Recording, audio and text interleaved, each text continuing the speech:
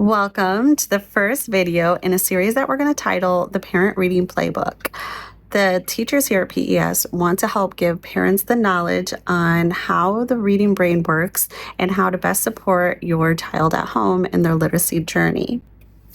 Our videos each week are going to be centered around the 5 pillars of reading, which are phonemic awareness, phonics, fluency, vocabulary, and comprehension. You can think of them as building blocks. You want to master phonemic awareness before you move on to phonics. You want to be strong in phonics before you can be a fluent reader. And then vocabulary and comprehension can't exist unless you are automatic and fluent with your reading.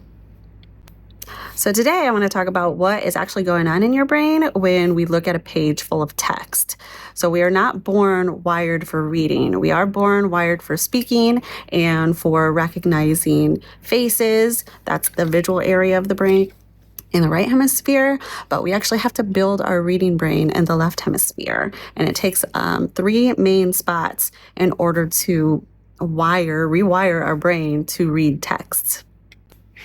Okay, so now I'm going to really simplify these 3 areas that are responsible for fluent reading. But if you make the I love you symbol and you place it on the left side, these 3 areas have to work together to produce fluent, automatic, effortless reading so that the brain can free up its space to understand what you're reading. So my pinky is pointing to the phonological processor, which is just the sound area, the sounds and words. And my thumb is pointing to the visual word form area, which is, I tell my students, it's called the letter box. It's where we store letters and letter patterns that we know and that we can just automatically know them, like bat and can. And as adults, we have hundreds and thousands of words patterns stored in our letterbox. And then the pointer finger is pointing to the meaning area, which is where a student can hear the word that they read, they can see it, they know the patterns, and then they have to connect meaning to it. And those are all of those 3 areas. The more neural pathways you are building and strengthening, then the stronger and more skilled reader you become. Finally, I want to talk about the code. So you may be thinking, okay, I understand that these 3 areas have to work together. How do I do that?